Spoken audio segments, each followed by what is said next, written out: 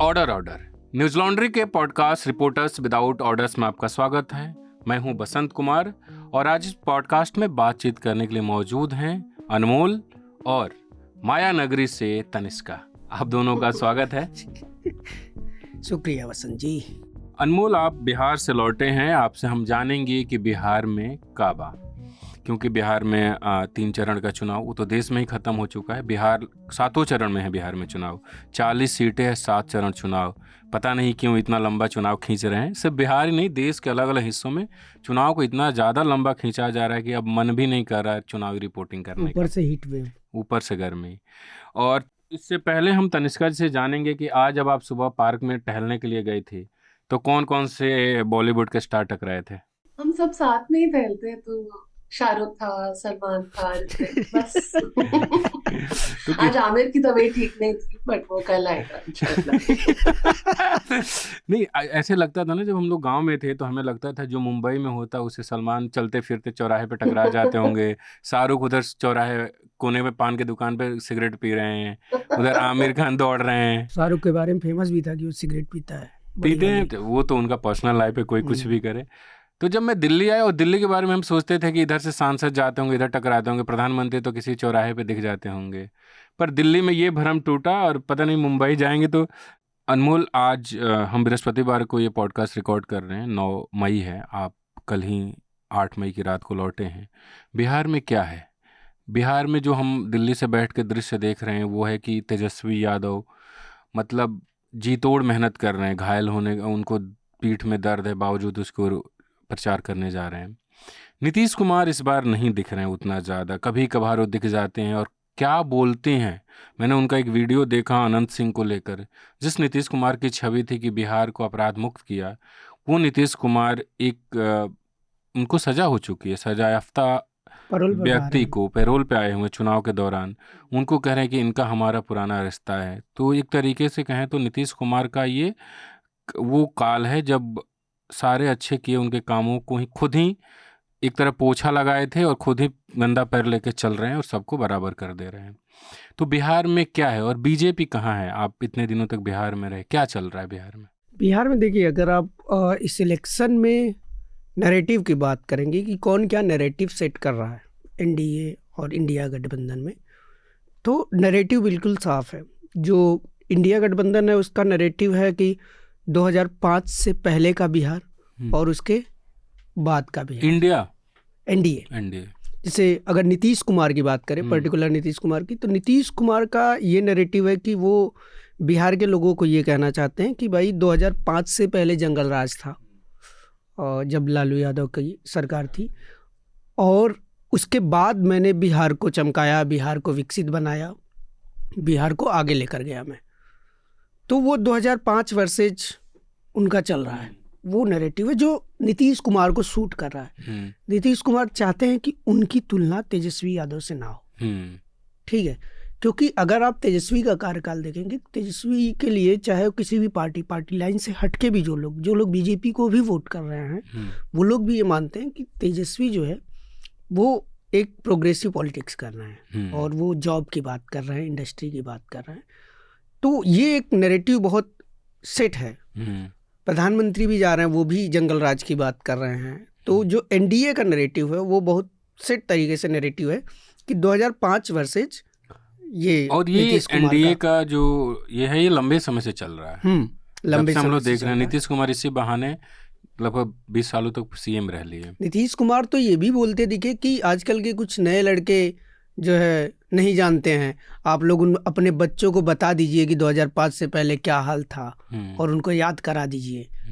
ठीक है, तो वो एक डर दिखा रहे हैं नीतीश कुमार कि अगर तेजस्वी यादव आते हैं तो 2005 के जैसा, 5 के पहले जैसा बिहार हो जाएगा। जबकि तेजस्वी जो नैरेटिव सेट करना है, तेजस्वी नैरेटिव सेट करना है कि जॉब होना चाहिए, इंडस्ट्री आनी चाहिए, बेरोजगारी पर बात कर रहे हैं। तो एक चार्म है तेजस्वी का, नो डाउट। ठीक है, और उसका असर उनके क्राउड में भी दिखता है। और दूसरी चीज़, नैरेटिव से इधर अगर हम लोग जाएं तो जो इलेक्शन जो लड़ रहे हैं दोनों गठबंधन, उसमें लेवल प्लेइंग फील्ड नहीं है।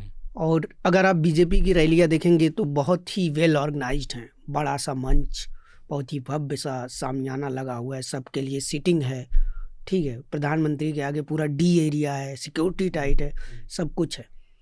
लेकिन अगर तेजस्वी की रैली देखेंगे, तेजस्वी की रैली छोटा सा मंच है, अभी 100 से ज़्यादा वो रैलियाँ कर चुके हैं, छोटा सा मंच है, छोटा सा सामियाना है, लोगों के लिए कुर्सियाँ नहीं है, लोग खड़े हैं, और इतना एक्सेसिबल है मंच और पब्लिक के बीच की दूरी कि लोग मंच के पास से खड़े हैं और एकदम खड़े हैं वहाँ तक, एकदम भरे हुए हैं, और फ़ोन से कोई वीडियो बना रहा है, कोई नारे लगा रहा है। और कुछ कुछ जगह पे मैंने ऐसे देखा कि लोग मंच पर भी चढ़ जा रहे हैं, जो यूथ है वो मंच पर चढ़ जा रहे हैं, सामने कोई गाड़ी है या ट्रक है तो उस पर खूब सारे लोग लदे हुए हैं और देख रहे हैं। तो तेजस्वी भी जो एनडीए कोशिश कर रहा है, जितना मैं दूर से देख रहा हूँ, मैं खुद मूलतः बिहार का हूँ तो जितना समझ पाता हूँ कि तेजस्वी भी अब नहीं चाहते कि उनके पिता का कार्यकाल उनके साथ चिपके। भले उसमें जो उनके कार्यनीति, लालू प्रसाद यादव का कार्यकाल की जो छवि है जंगल राज की बनाई गई है, और कुछ उसमें सच्चाई भी है, ऐसा नहीं कह सकते कि बिहार बहुत सुंदर था, आप तमाम घटनाएं होती थी, लेकिन ऐसा नहीं कि अब घटनाएं नहीं होती है, मीडिया रिपोर्टिंग नहीं हो रही उस तरीके से। लेकिन तेजस्वी भी उस को छोड़ रहे हैं, वो 17 महीने बनाम 17 साल ऐसे करके वो पूरा कैंपेन चला रहे हैं। 17 महीने वर्सेज 17 साल। तो वही मैं कह रहा हूँ कि जैसे तेजस्वी यादव की आप बात कर रहे हैं, उनके पिता की बात कर रहे हैं, लालू यादव की, तो देखिए उनके पिता का होना एक तरह से, उनके साथ होना उनके पिता का एक तरह से उनके लिए फ़ायदेमंद भी है और कहीं ना कहीं नुकसानदेह भी है, क्योंकि जो लालू प्रसाद यादव की पॉलिटिक्स थी या उनका जो एरा था वो फोकस था सोशल जस्टिस पे, ठीक है। अब वो सोशल जस्टिस पे जो फोकस था तो उसमें ये बात बहुत सारे फैक्ट है कि कहीं ना कहीं गवर्नेंस पीछे छूट गया था। अब तेजस्वी का, लेकिन जो तेजस्वी की पॉलिटिक्स है वो प्रोग्रेसिव है, ये फोकस है जॉब पे, ये फोकस है इंडस्ट्री पे। और आप देखेंगे कि 2020 से ही तेजस्वी यादव अपने पिता के छाया से बिल्कुल दूर हट गए, ठीक है। अब वो अपने पिता के नाम पर वोट नहीं मांगते हैं, अब वो खुद लीड करते हैं, अपने नाम पे मांगते हैं। और इस बार तो उन्होंने कह दिया है कि भाई 17 महीने में हमने 5 लाख जॉब दिए, हमें मौका मिलेगा तो हम और ज़्यादा जॉब देंगे। और जॉब एक ऐसी चीज़ है जो बिहार की बहुत बड़ी ज़रूरत है और वो हिट कर रहा है। बिहार क्या पूरे देश में रोजगार सबसे बड़ी समस्या है, और बिहार के मामले में ज़्यादा है। बिहार के मामले में हरियाणा में देखो, कल ही मैं कहीं की खबर देख रहा था कि उन्होंने कहा कि इजराइल भेज देते हो, यहाँ भारत में काम नहीं दे रहे हो।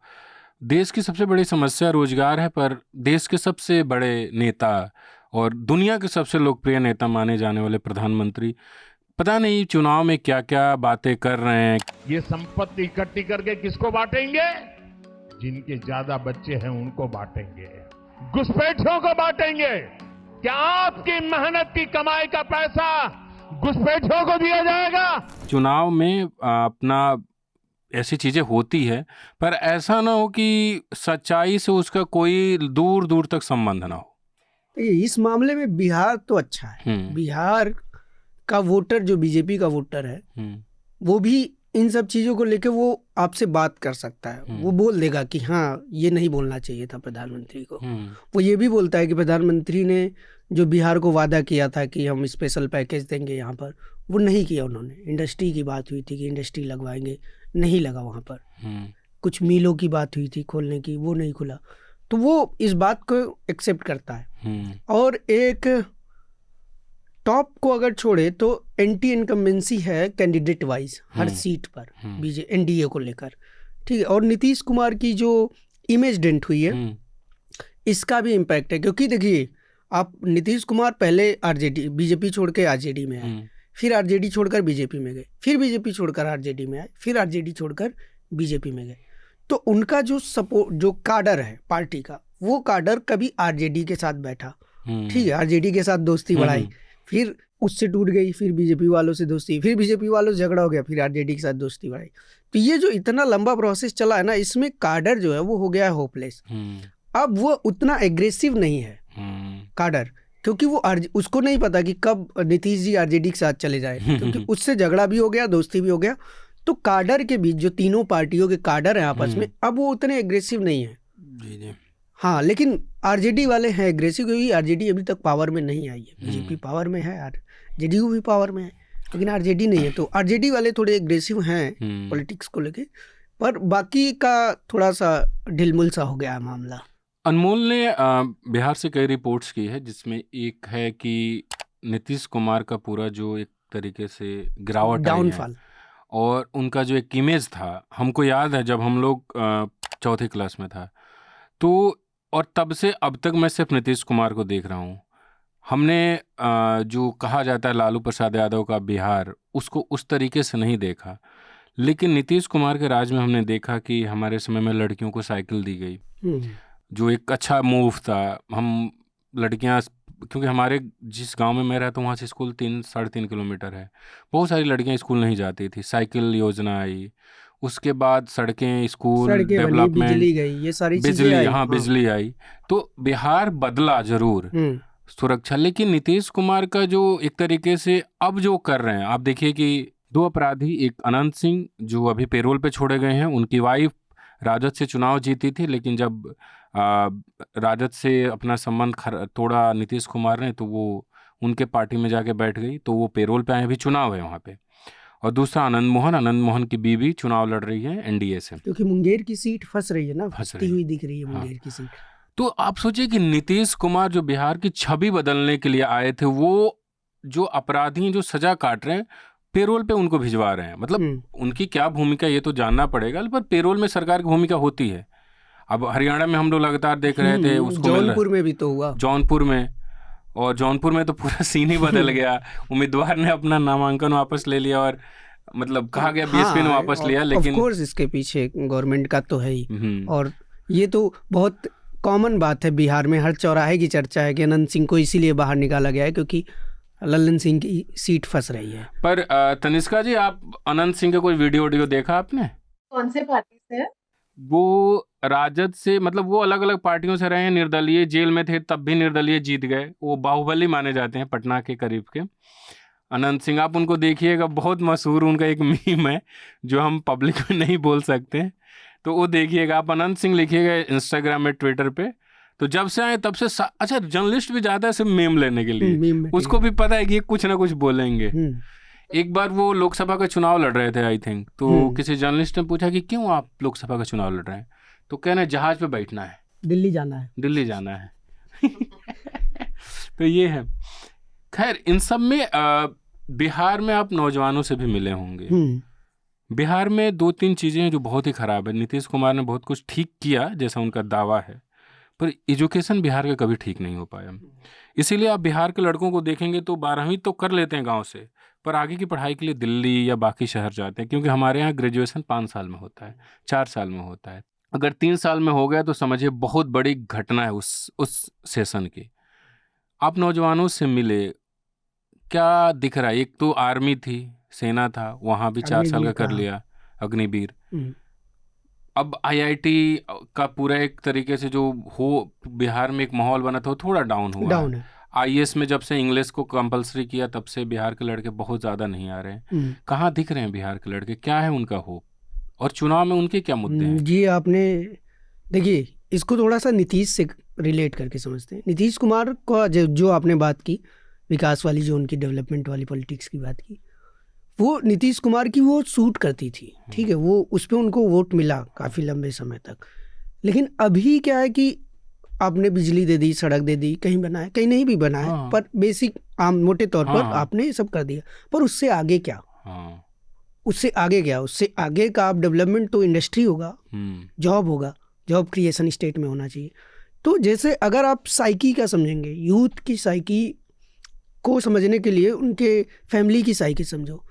अब बिहार में उस समय नीतीश कुमार आए जब ये सारी चीज़ें थी, ठीक है, कमी थी चीज़ों की, बेसिक सुविधाओं की कमी थी, तो वो जो उस समय के फादर थे, जो लोग थे, उन लोगों ने बाहर आए, दिल्ली मुंबई आए, कमाए, और उस शासनकाल में उन्होंने अपने बच्चों को पढ़ाया लिखाया, है ना, बेसिक चीज़ों के साथ उन्होंने बाहर मजदूरी की, तमाम चीज़ें की। लेकिन अब वो नहीं चाहती है कि उनका बच्चा भी वही करे, मजदूरी करे। उन्होंने पढ़ाया लिखाया, सारी चीज़ें इसलिए की कि अब आगे की नौकरी हो, ठीक है, अच्छा एक बढ़िया लाइफ हो।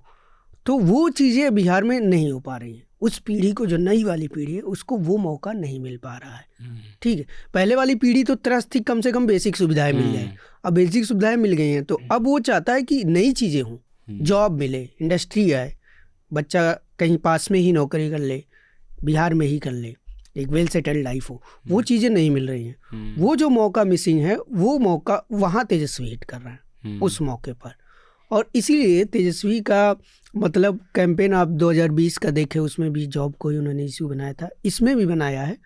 और यूथ जो वहाँ का इस बात को लेकर जो भाजपा को वोट कर रहा है यूथ, वो भी इस बात से परेशान है कि इस बार एनडीए जॉब की बात नहीं कर रहा है, नौकरी रोजगार की बात नहीं कर रहा है जी। हमारी स्टोरी में है ऐसे दो दोस्त मिले मुझे, दो दोस्त, श्रवण कुमार और डॉलर कुमार। तुमने रील डाला भी था, डॉलर कुमार बिहार में नाम। हाँ, तो श्रवण और डॉलर दोनों बचपन के दोस्त हैं, दोनों बीजेपी को वोट करते हैं।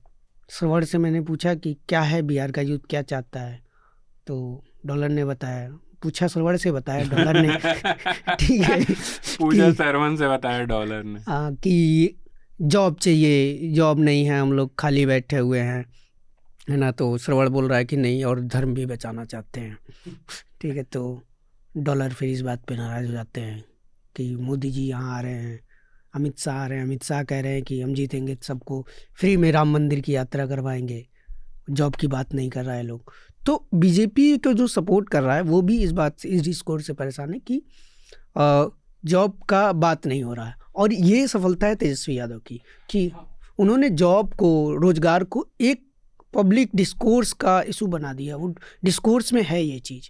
2020 का जो विधानसभा चुनाव था उसमें भी हमने देखा था, मतलब बीजेपी की हमेशा कोशिश होती है इस तरीके की पॉलिटिक्स करने की, कभी भगवान राम के नाम पे, कभी जाति के नाम पे, कभी अभी जो चल रहा है मंगलसूत्र ले लेंगे, खुद प्रधानमंत्री कह रहे हैं।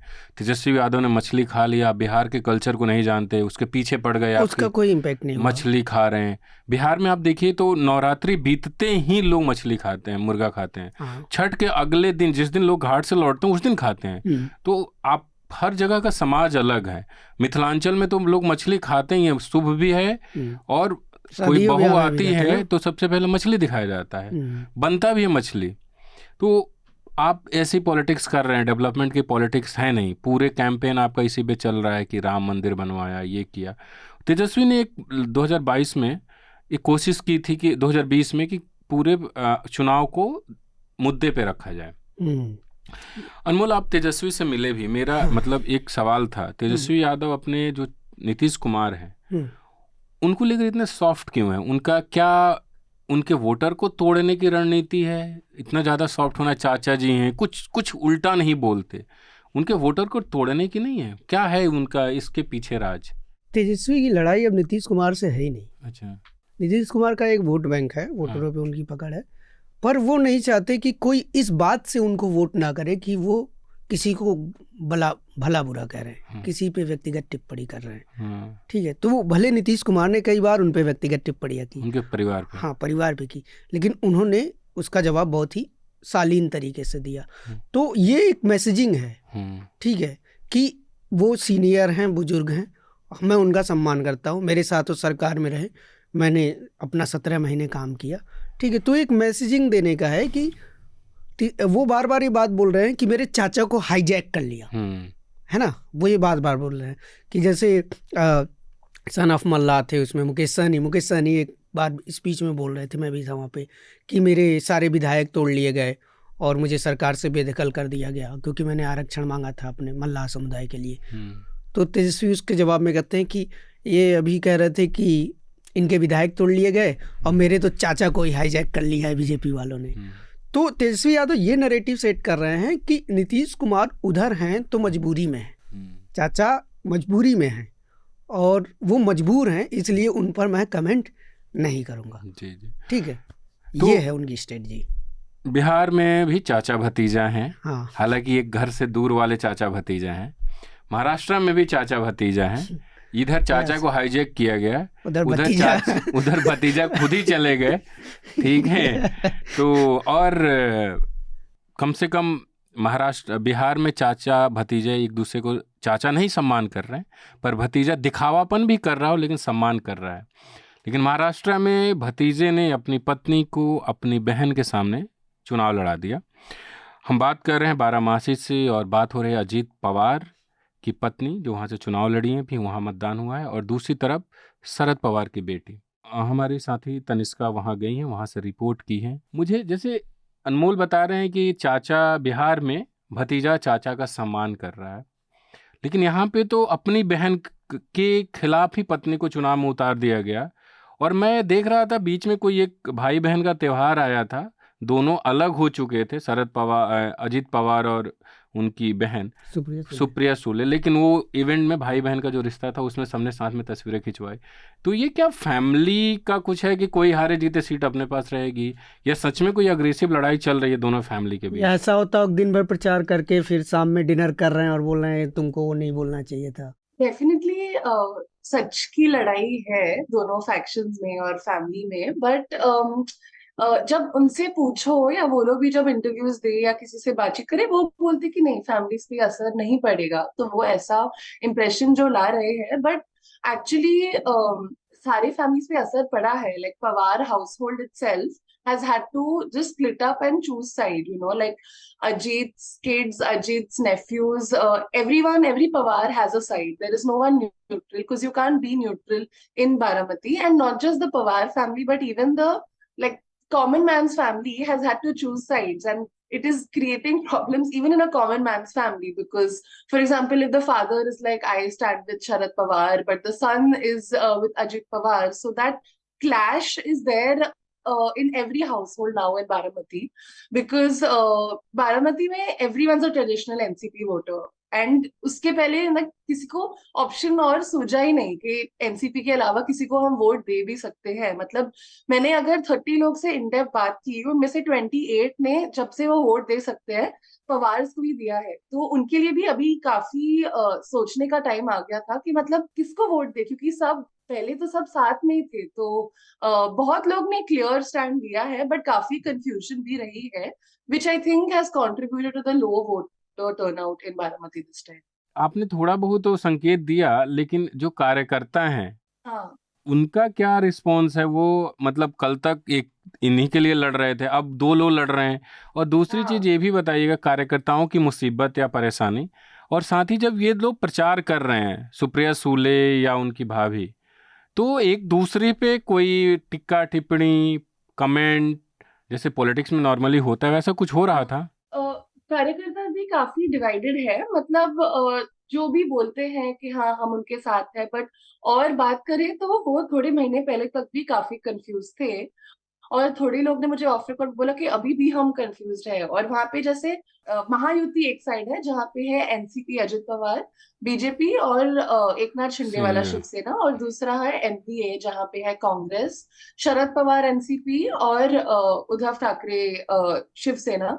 तो ये अलायंसेस भी जो साथ में आए हैं बारामती में, उधर भी कंफ्यूजन है। जैसे मैं एक रैली में गई थी सुप्रिया की रैली में, और वहां कांग्रेस भी आए थे सपोर्ट करने, बट मतलब ऑफ रिकॉर्ड पार्टी वर्कर्स ने बोला कि हम भी मतलब एक्चुअली दादा के साथ ही है, बट हम कांग्रेस के लीडर को सपोर्ट करने यहाँ आए हैं। तो इतने पर्सनल अटैक्स नहीं है, और डायरेक्टली सुनेत्रा और सुप्रिया तो नहीं बोल रहे हैं, शरद और अजीत ने बोले हैं कोई कोई चीजें, बट वो मतलब इतना ज्यादा एस्केलेट नहीं हुआ।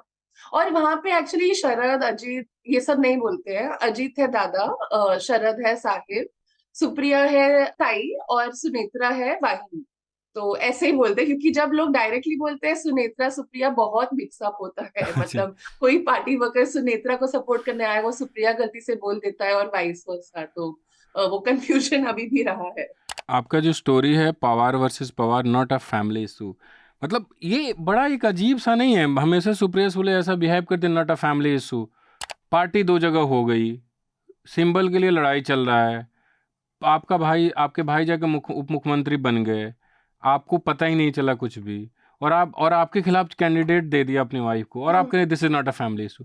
ये क्या, कौन सा फैमिली? इतना अंडरस्टैंडिंग कौन सी फैमिली में होती है? जैसे किसी वोटर ने मुझे कहा कि मतलब धीरू भाई अंबानी के साथ भी तो ऐसा हुआ, ऐसे तो होता रहता है फैमिली में। तो वो थोड़ा अंडरस्टैंडिंग लोग में, थोड़े लोग में है। हम्म। और जैसे आप मजबूरी की बात कर रहे थे अनमोल के साथ, तो थोड़े लोग इसको भी वैसे देखते हैं कि अजीत के अगेंस्ट केसेस थे इसलिए उसको शिफ्ट करना पड़ा, और थोड़े केसेस तो अभी बंद भी हो गए हैं। हाँ। उसकी वाइफ सुनेत्रा के केस अभी जो था, उसे क्लीन चिट अभी 2 हफ्ते पहले ही मिल गई है। तो वो काफी बारामती में बहुत डेवलपमेंट भी आया है और बहुत मतलब लोग एजुकेटेड भी है, तो और पॉलिटिक्स में काफी इन्वॉल्व है, सिटी में हो या गांव में, तो सबको मतलब सब चीज पता है। और मुझे मतलब लगा था कि शायद सिंबल के लिए क्योंकि एकदम नया सिंबल है, इतने साल घड़ी थी, और अभी सुप्रिया और शरद के फैक्शन को नया सिंबल है जो टुटारी का सिंबल है, बट सब लोग को पता है टुटारी क्या है और किस कहाँ वोट करना है। तो वो थोड़ा वोटर अवेयरनेस बहुत उन्होंने ले लिया है और सक्सेसफुल आई थिंक रहा है, एटलीस्ट सिंबल के इधर देखे तो। कौन जीत रहा है? लिटरली पता नहीं, क्योंकि मैं भी होप करी थी कि स्टोरी में भी कुछ क्लैरिटी आए, क्योंकि सबको पता था कंपटीशन है, बट वही पर्पस था हमारे जाने का, क्लैरिटी लाने के लिए। बट एकदम ऐसे डिवाइड है, ज्यादा से मतलब जो थोड़े एल्डरली लोग हैं वो ज्यादा शरद के साथ है, और थोड़े यंगस्टर्स थोड़ा अजीत को देख के डेवलपमेंट का सोचते हैं, और रूरल एरियाज में शरद के लिए भी ज्यादा सपोर्ट है, अर्बन में भी थोड़ा डेवलपमेंट में वो अजीत को देखते हैं। बट वो सेंटिमेंट मतलब वोटर्स में भी वो रिस्पेक्ट बहुत है दोनों साइड के लिए, जो अजीत को सपोर्ट करे या शरद को, दोनों साइड के लिए बहुत रिस्पेक्ट है। जैसे मैं बिहार में था, तो बिहार में लालू प्रसाद यादव की बेटी छपरा से, हाँ सारण से लड़ रही हैं, रोहिणी आचार्य। उन्होंने हाल ही में अपने पिता को किडनी दिया था, उन्होंने अपनी एक किडनी दे दी थी, तो वो लड़ रही है वहाँ पर। तो वहाँ पर जो आरजेडी का, उनकी पार्टी का जो काडर है, उसके बीच एक ये सेंटिमेंट है कि बेटी है ये हमारी, ठीक है, एक बेटी वाला सेंटिमेंट है कि ये आदर्श बेटी है, एक आदर्श बेटी वाला कैंपेन भी है कि अपने पिता के लिए। बेटियां भारत में लोग आदर्श ही चाहते हैं। तो हाँ, मतलब इस तरह के गाने भी वहाँ चल रहे हैं कि रोहिणी आदर्श बेटी, कि उसने अपने पिता के लिए अपनी किडनी दे दी, इस तरह की बातें। और बाकी लोग भी हैं कि सिंगापुर से आई है, पढ़ी लिखी है, डॉक्टर है, हमारी बेटी है, तो ये आगे की पॉलिटिक्स करेगी। तो जो काडर है आरजेडी का, उसके बीच ये कि ये, और मैं देख रहा हूँ कि महिलाएं काफ़ी इमोशनल है, मतलब हाथ छूने से लेकर, फिर जब वो मिल के उनसे चली जा रही, तो मैंने महिलाओं से बात की कि देखी क्या बात हुआ, कैसे हुआ, तो वो बहुत एक तरह का लगाव हो रहा है। और बिहार में एक ट्रेडिशन है, खोइंचा क्या बोलते हैं, खैंचा देना, चावल होता है, दूध होता है, कुछ पैसे होते हैं, वो बांध के वो खैंचा दे रही हूँ उसे। आप लोगों ने अगर ये फिल्म देखी होगी जो लापता लेडीज आई है, उसमें भी खैंचा है जो देती है दुकान वाली महिला को कि ये रख लीजिए। वो जो उसका छूट जाता है शादी का, वो कपड़े में बांधा हुआ रहता है। हम लोग ना जब छोटे थे ना, तो हम लोग की बुआ अगर आती थी या मम्मी मामा घर से आई, तो हम लोगों का सबसे प्राइमरी काम होता था उनका खैंचा खोलना, क्योंकि उसमें 10-15 रुपए होते थे, नानी बांध के देती थी, चावल के साथ कुछ पैसे। हाँ। तो ये बहुत हम लोग का पहला सबका फोकस होता, पैर छूने के बाद पहला काम खोलो, दीदी निकालिए खैंचा खोलना है। तो वो खैंचा उनको हर जगह मिल रहा है, जहाँ भी वो महिलाओं से मिल रही हैं, महिलाएं उनको बेटी को तो देते हैं, बेटी समझकर बेटियों को ही दिया जाता है। मतलब जब भी घर से कोई विदा हो, जैसे मेरी बुआ अपने घर से जाएंगी या वो अपने घर से आएंगी, हाँ, नैहर में ही मिलता है ना।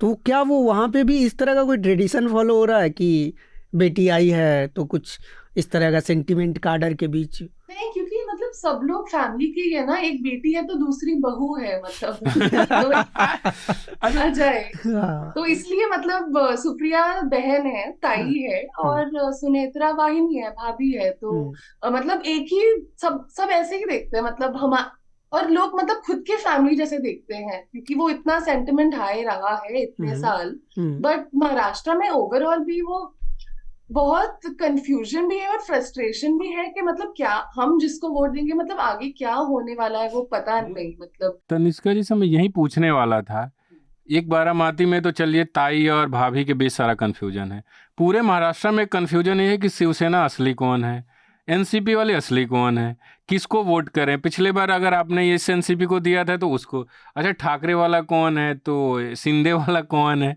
अब वोटर कितना कंफ्यूज है और अपने आप को थका हुआ, मतलब अपने आप को ठगा हुआ महसूस करता है। हाँ, डेफिनेटली वो सेंटिमेंट काफी हाई है यहाँ पे, और फ्रस्ट्रेशन भी है कि मतलब फर्क क्या पड़ता है हम जिसको वोट करें, क्योंकि राजनीति में जो होने वाला है, क्योंकि महाराष्ट्र में ये 5 साल मुझे मतलब जिसको फॉर एग्जाम्पल मैंने वोट दिया वो अभी कहाँ आके मतलब कुछ भी हो रहा है, कुछ भी हो रहा है, जस्ट लाइक बिहार। हाँ, मतलब वो है कि हम चलो इनको वोट भी दे तो रिस्क ले रहे हैं क्योंकि हमें भरोसा नहीं है कि वो पार्टी नहीं बदलेंगे। तो काफी वो, और इतने जो इश्यूज है वो थोड़े नीचे दबे जा रहे हैं ये सब कंफ्यूजन में। तो और कंफ्यूजन यहाँ भी है कि अब जैसे शिवसेना बोलो तो फिर कौन सी शिवसेना, वो कंफ्यूजन हो जाती है। तो कास्ट वो, कैसे और प्ले कर रहा है उधर? महाराष्ट्र में मराठास का बड़ा इशू लोगों को लगा बन सकता है क्योंकि रिजर्वेशन के लिए बहुत प्रोटेस्ट हुआ था ये 5-6 महीने। बट और शिंदे गवर्नमेंट ने मतलब दिया भी था, बट अभी तक वो इम्प्लीमेंट नहीं हुआ है। तो मैं एक एक्चुअली मराठा लीडर से मिली थी, तो वो बोल रहे थे कि मतलब अभी हम किसी के साइड नहीं है, हम मतलब हमारे लोगों को नहीं बोल रहे किसको सपोर्ट करना, क्योंकि हम भी नहीं कह सकते कि आगे क्या होने वाला है, वो पार्टीज कैसे बदलने वाली है। तो ये जो स्विचिंग का प्रॉब्लम है वो मतलब लीडर्स को भी महसूस हो रहा है। तो और जैसे कि ये जो ईडी का वॉशिंग मशीन फिनोमेना बोलते हैं, वो महाराष्ट्र में भी काफी प्रोमिनेंट है, और लोगों को मतलब आम लोगों को इसके बारे में पता चल रहा है और ये बोल रहे हैं हमें। मतलब कल भी मैं लोगों से मिली थी तो वो यही बोल रहे थे कि मतलब स्विच तो किया है ईडी की वजह से। जैसे कि मैं north west, Mumbai north west देख रही थी। मुंबई में से 6 कॉन्स्टिट्यूएंसी है, तो वहां पे 2 लीडर्स है, दोनों अलग शिवसेना के, और एक जो है वो उद्धव के साथ था, उद्धव से बहुत क्लोज रहा है। बट उस पे एक केस लग गया थोड़े महीने पहले, तो फिर उसने स्विच कर लिया और फिर केस चला गया, और उसके मतलब बस 2 हफ्ते बाद उसने कैंडिडेचर ले लिया यहाँ के लिए। और दूसरे साइड का जो है उस पे केस है और अभी तक चला नहीं गया है, और वो बोल रहा है कि मुझे डर नहीं लग रहा है, मुझे लगता है मैं जेल मतलब जरूर जाने वाला हूँ। तो यहाँ पे जो स्विचिंग भी हुई है वो काफी बहुत लोग ईडी केसेस में फंसे हुए हैं, तो लोग ऐसे देख रहे हैं। तो जैसे बिहार में मैं था, तो बिहार में जब मैं जेडीयू के जो काडर थे उनसे बात कर रहा था, तो जो जदयू का राइज जो है, नीतीश कुमार का राइज जो है, वो आरजेडी के विरोध से हुआ है। ठीक है, आरजेडी के विरोध में हुआ, और 2015 में इन्होंने आरजेडी से गठबंधन कर लिया था। ठीक है, तो जो मैं कार्यकर्ताओं से बात कर रहा था तो वो ये कह रहे थे कि हम तो पूरी हमारी ट्रेनिंग हुई है आरजेडी के विरोध में हमेशा बोलने की, फिर आपने गठबंधन कर लिया, अब फिर हमको उनके सपोर्ट में वोट करना है, बोलना है, और उनके लिए वोट मांगना है उन्हीं लोगों से जिनसे हम पहले जाके 15 सालों से बोलते रहे हैं कि ये खराब है, हमें वोट दो, चोर है या जो भी है, जो भी आपने है ना, आपने उनके खिलाफ किया। तो वो एक तरह का मजबूर फील करता है ना, कि वो असमंजस में रहता है, कंफ्यूज रहता है, बुरा भी उसको लगता है क्योंकि उसके अपने एथिक्स कॉम्प्रोमाइज़ हो रहे हैं, उसकी अपनी जो पॉलिटिकल उसने अंडरस्टैंडिंग डेवलप की थी अब वो कॉम्प्रोमाइज़ हो रहा है। लेकिन वो लीडर के साथ रहता है कि लीडर इधर जा रहा है तो कुछ बेहतर ही कर रहा होगा, उसका भरोसा लीडर पे रहता है, इसलिए ये सारी चीज़ें वो कॉम्प्रोमाइज़ करते हुए भी लीडर के साथ चला जाता है। बारामती में तो यह है कि एक ही फैमिली है, लेकिन मान लीजिए कल तक जो शिवसेना का बंदा होगा वो बीजेपी के खिलाफ लड़ा था, नहीं शिवसेना और बीजेपी साथ लड़ी थी, बाद में अलग हो गए। मान लीजिए कि कांग्रेस का जो बंदा होगा वो शिवसेना के खिलाफ लड़ा था, जो अभी उद्धव शिवसेना है या जो मेन शिवसेना है, अब उसको साथ बैठना है। ठीक है, जो बीजेपी का होगा और शिवसेना का होगा, एनसीपी का होगा, मतलब सब एक दूसरे को कल तक लड़ा रहे थे, अब सब एक दूसरे के पक्ष में है, कल का दुश्मन दोस्त है। और मुझे इन सब के बीच भारत की पॉलिटिक्स बहुत सुंदर लगती है। मतलब यहाँ के नेता जन सेवा के लिए कुछ भी कर लेते हैं। मतलब जैसे ये बार बार कहते हैं ये ज्योतिरादित्य सिंधिया कि हमारा पूरा जन सेवा है। मतलब जन सेवा के लिए आप अपने विचारधारा को आप रख देंगे साइड में, आओ भैया, कल तक जिसको गरियाते थे, जिसको प्रधानमंत्री कहते थे कि एनसीपी 70,000 करोड़ का सिंचाई घोटाला, आज उनके साथ हैं। जिस व्यक्ति पे हमारे यहाँ श्रीनिवासन जैन ने स्टोरी की है, जिस व्यक्ति के बयान के आधार पे अरविंद केजरीवाल अभी जेल में है, उनका बेटा जाके वहाँ आंध्र प्रदेश से चुनाव लड़ रहा है भारतीय जनता पार्टी की गठबंधन के कैंडिडेट, देश हित के लिए जरूरी एनडीए है के साथ। तो मतलब कि खट्टा खट्टा मीठा मीठा वाला कहावत नहीं है कि जन सेवा के लिए आप कुछ भी कर सकते हैं, किसी को भी लड़ा लो। तो ये जो जनता की सेवा की जो जिद है ना हमारे देश के नेताओं में, कि हर हाल में सेवा करके ही रहना, चाहे उसके लिए गुंडों से समझौता करना पड़े, माफिया को टिकट देना पड़े, है ना, चुनावी चंदा लेना पड़े, कुछ भी करना पड़े। पर अनमोल और तनिष्का जी, हमारे देश की जनता भी बहुत ज्यादा सेवा के लिए बैठी हुई है। मतलब आप देखिए कि मतलब हम किसी को वो नहीं कह रहे हैं कि आप बुरा करो, सबका डिसीजन है अपना, पर वोट किस नाम पे करेंगे? जात के नाम पे। लेकिन वही है कि भारत की जनता को भी थोड़ा कास्ट से हटकर मुद्दों के वोटिंग करनी पड़ेगी, और जो नाम पूरा करे भाई बदलो, ज्यादा वो समाज वक्त नहीं बदलना देना पड़ेगा, है। क्योंकि कास्ट एक सामाजिक समस्या है, समाज से जाएगा तभी ये पॉलिटिक्स से भी जाएगा। हम अक्सर ये पॉडकास्ट करते हैं तो थोड़ा गंभीर होते हैं, क्योंकि हमारी जो स्टोरेज होती है, कभी इन्वेस्टिगेशन होता है, कभी वुमेन सेंट्रिक होता है, तो उसमें हंसी मजाक की संभावना कम ही होती है जब आप गंभीर सब्जेक्ट पे बात कर रहे होते हैं। आज का सब्जेक्ट भी चुनाव का था, और जिस तरीके से चुनाव हो रहा है एक मजाक ही चल रहा है, तो हमने भी थोड़ा हल्का फुल्का मजाक की। हमने शुरुआत महाराष्ट्र से की। तो आप हमें बताइए कि आपको कैसा पसंद आता है पॉडकास्ट? एक चीज मैं बताना चाहूंगा, ऑडियंस तो बताएगी, देखने सुनने वाले बताएंगे, बिहार के बारे में जो मैंने फील किया। काफी सारे स्टीरियोटाइप्स हैं एक बिहारी होने को लेकर, है ना। अभी दिल्ली में ही अगर हम देख ले कि दिल्ली में कैसी कैसी गालियां देते हैं लोग सड़कों पे एक दूसरे को। दिल्ली में लोग कहते हैं चल बिहारी वाली हरकत मत कर, कई बार मुझे बोल हाँ, दिया और यार। लोग बिहार मतलब लोग एक दूसरे को गालियां देते हैं, हाँ, ठीक है, मदर सिस्टर तमाम तरह की अलग अलग भाषाओं से सुसज्जित करके उसे, वो उतना ऑफेंड नहीं होते। लेकिन अगर किसी को बिहारी बोल दो तो उस गाली से ज्यादा ऑफेंड होता है। ये एक जो बोलने का इंटेंशन होता है हाँ, ना, ये जो तुम नीचे हाँ हो। नीचे वाला लेकिन आप तो वो एक इंसल्टिंग वर्ड बन गया है ना, बिहार को किसी को इंसल्ट करने के लिए लोग बोल देते। लेकिन जब मैं बिहार में गया और बिहार में जब मैंने देखा कि बिहार में कुछ जगह ऐसी हैं जहाँ पर कोसी वाला जो बेल्ट है वहाँ पर हर साल लोगों का घर बह जाता है, फिर वो बांध पे रहते हैं, फिर आते हैं, फिर अपना घर बनाते हैं। तो बिहार का आदमी जो वहाँ पे रहता है उसके लिए हर साल अपना घर बनाना है, उसकी खेती भी बह जाती है और सरकार से कोई फंड नहीं आता। तो जब वो शहरों में आता है तो वो शहरों में उसकी एक साइकी बन जाती है कि मुझे तो कुछ भी करके कम से कम इतना कमाना है कि इस बार अपना घर बन जाए और घर वालों को खाना पहुँच जाए और बच्चे स्कूल पहुँच जाए।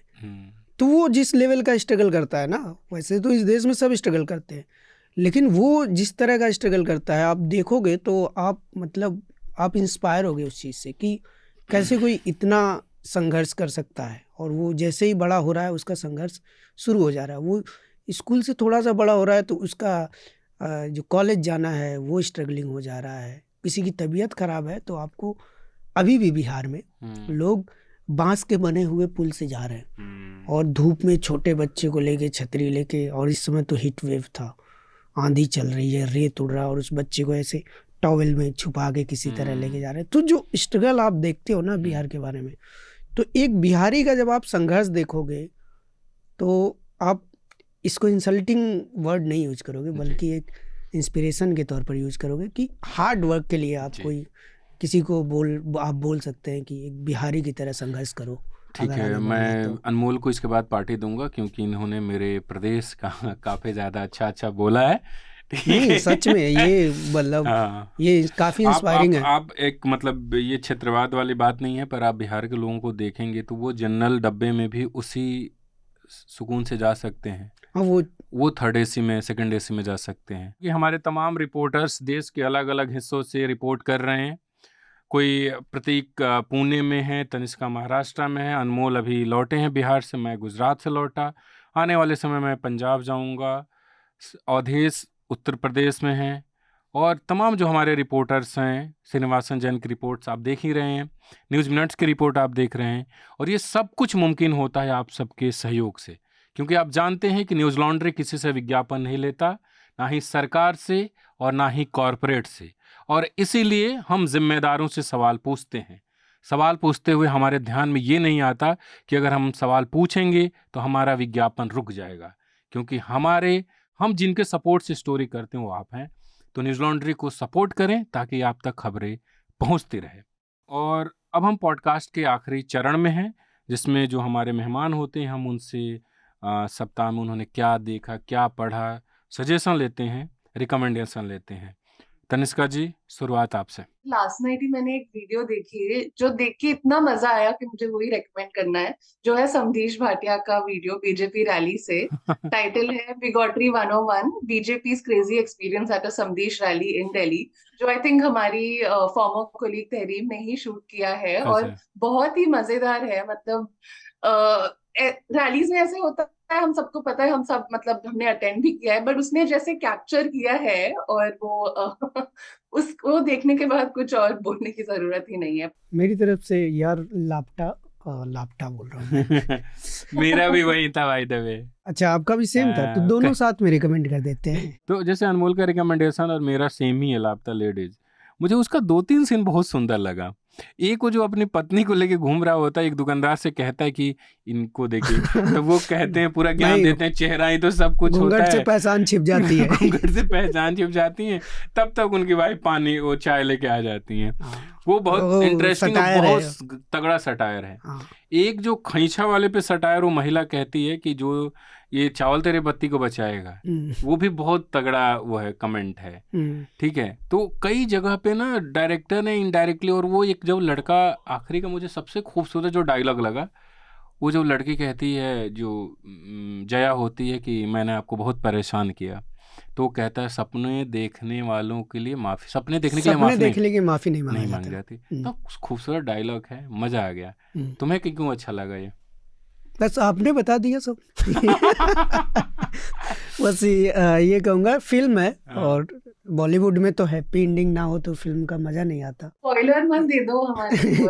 लेकिन हाँ, इस इशू को, घूंघट को उठा के जिस तरह से एक क्यूट सी फिल्म बनाई गई है, वो काफ़ी अच्छा है और सबने अच्छा रोल प्ले किया है। और रवि किशन ने भी जो पुलिस वाले का रोल किया है, वो काफ़ी इंटरेस्टिंग कैरेक्टर है। फिल्म सिर्फ एक वुमेन डायरेक्टर ही बना सकती हाँ, है। और छोटी छोटी चीजें उसमें बहुत सही है। जैसे वो लास्ट में कहता है रवि किशन, जो उसका कांस्टेबल रहता है, ये लड़की बहुत दूर तक जाएगी। कहाँ तक? देहरादून तक। हाँ सर, बहुत दूर तक जाएगी, देहरादून यहाँ से 800 किलोमीटर है।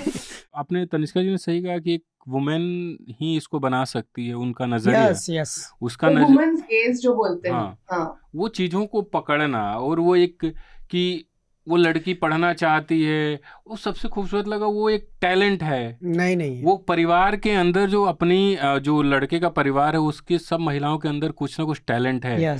उसको वो लड़की ना खोद के चली जाती है कि आप अपने मन का वो नहीं बनाएंगे खाने का, तुमको पेंटिंग आती है, पेंटिंग नहीं करोगी। तो एक तरीके से ना वो अपने अंदर को जो छिपा हुआ है, उसको निकालना भी एक बहुत टैलेंट होता है। जो लीड है, उसकी जो माँ रहती है, उनसे पूछता है कि वो जो एक बात बोलती है कि हम तो भूल ही गए हैं कि हमारी पसंद का खाना क्या होता है, औरतों के पसंद का खाना बनता है क्या। हाँ, ये सुंदर कितना। तो ये सच्चाई है हमारे सोसाइटी की ना, ये बहुत। हाँ, और ये अपने सोसाइटी की सच्चाई है ना, कि पहले पूछता अच्छा क्या खाने का मन है। और आपने एक चीज नोटिस की कि नहीं, शायद, कि वो जो स्टेशन पे लेडी होती है, जिसके वहाँ वो काम करती है, वो कहती है कि मेरे लाइफ में कोई खुश होने का रीजन नहीं है। मतलब ऐसी कोई रीजन नहीं है। वो लड़की आती है जिससे वो पहले थोड़ा सा अटैच होती है, फिर वो चली जाती है। तो उस पूरे उसमें फिल्म में वो खुश होती है जब उसको खबर मिलती है, वो टीटी आगे बताता है कि वो पहुंच गई, और वो खुश होती है, तो उसका वो मिठाई भी खाती है। और वो तो उस एक जो फिल्म में ये चीज़ डाली गई है कि वो लेडी में भी कोई खुशी का रीजन नहीं था, लेकिन वो लड़की एक खुशी का रीजन बन जाती है। और जो ये क्लेम कर रही थी, मुझे लगता है मूवी का मेरे लिए सबसे बेस्ट डायलॉग उसने ही दिया था, जब वो हमारी क्या नाम है, फूल कुमारी, वो बोल रही थी कि मुझे मतलब मेरी मम्मी ने सब सिखाया, खाना बनाना, ये करना, बट घर लौटना सिखाया है। तो वो वुमेन की इंडिपेंडेंस के लिए भी, मतलब वो डायलॉग्स भी थोड़े डायरेक्ट थे, इतना वो सटल नहीं था, बट वो भी इम्पोर्टेंट है एक मास मूवी में रहना, क्योंकि हम सब तो अभी नेटफ्लिक्स पे देख रहे हैं, बट थिएटर में काफी पहले आ गई थी। तो आई होप और भी लोग ये मूवीज देखें। सुंदर फिल्म है, आपको देखना चाहिए, अपने आसपास के लोगों को दिखाना चाहिए। सबके सपने होते हैं, सबके सपनों को पंख मिलना चाहिए, उनको मौका मिलना चाहिए। कभी घर वालों के भी मन का खाना बनवाइए, कभी मम्मी से भी पूछिए कि उनका क्या मन है खाने का। और बदलाव आ रहा है, ऐसा नहीं है ये कि मत बोल देना मम्मी अपने मन का बना लो। हाँ, पुराने समय से चल रहा है कि, लेकिन चीज़ें बदल रही है, धीरे धीरे चीज़ें बदलेंगी। और इसी के साथ हम अपना पॉडकास्ट ख़त्म करते हैं। जाते जाते 2 चीज़ें मैं आपको याद दिला दूं। पॉडकास्ट आपको कैसा लगा, आप हमें ज़रूर लिख कर बताइए। ईमेल आईडी आप न्यूज़ लॉन्ड्री की ईमेल आईडी पर लिख सकते हैं। मेरा ईमेल आईडी basant@newslaundry.com। अनमोल का ईमेल आईडी है anmol@newslaundry.com। ऐसे ही तनिष्का का है, taniska@newslaundry.com। हम सब अलग अलग प्लेटफॉर्म पे मौजूद हैं, ट्विटर, इंस्टाग्राम, अनमोल फेसबुक पर भी हैं। तो आप जिस भी मीडियम में अपने आप को कंफर्टेबल पाते हैं, अपना सजेशन लिखकर भेजिए। हम आपके सजेशंस को शामिल करेंगे और इसे और बेहतर बनाएंगे। साथ ही एक और जो अपील हम आपसे करते हैं कि न्यूज़ लॉन्ड्री को आपके समर्थन की ज़रूरत है, क्योंकि चुनाव में आप देखिए जो इंटरव्यूज़ हो रहे हैं, क्या आप वैसा इंटरव्यू पसंद करते हैं कि सवाल ऐसे पूछे जा रहे हैं जैसे सामने जो बैठा व्यक्ति है वो चुनावी भाषण दे रहा हो, क्रॉस क्वेश्चन कुछ नहीं है, कोई भी क्रिटिकल सवाल नहीं है, इलेक्टोरल बॉन्ड पे कुछ नहीं पूछा जा रहा, मणिपुर पे कुछ नहीं पूछा जा रहा, जो उधर से जवाब आ रहा है उसको आखिरी सत्य मान लिया जा रहा है। इंटरव्यू ये नहीं होता, इंटरव्यू होता है क्रॉस क्वेश्चन करना, क्रिटिकल सवाल पूछना, और वो तभी मुमकिन हो पाएगा जब कोई भी संस्थान सरकारी विज्ञापन या कॉरपोरेट के विज्ञापन पर निर्भर न हो। न्यूज़ लॉन्ड्री वैसा ही संस्थान है, हम किसी से विज्ञापन नहीं लेते। आप न्यूज़ लॉन्ड्री का इंटरव्यू उठाकर देख लीजिए, हमने जब भी मौका मिला क्रिटिकल सवाल पूछा और वो कई बार इंटरव्यू छोड़कर चले गए। तो न्यूज़ लॉन्ड्री को अपना समर्थन दीजिए ताकि हम सवाल पूछें, अनमोल, तनिष्का, प्रतीक, शिव, जहाँ भी जाएं कोई डर ना हो, सवाल पूछें। तो न्यूज़ लॉन्ड्री को सब्सक्राइब करिए, अपने आसपास के लोगों को भी बोलिए को सब्सक्राइब करें और गर्व से कहें, मेरे खर्च पर आज़ाद है खबरें। Journalism at News Laundry is powered by the public, because when the public pays, the public is served. Visit newslaundry.com/subscription and pick a payment plan of your choice. Pay to keep news free and independent. Your future, and indeed the future of democracy, depends on it.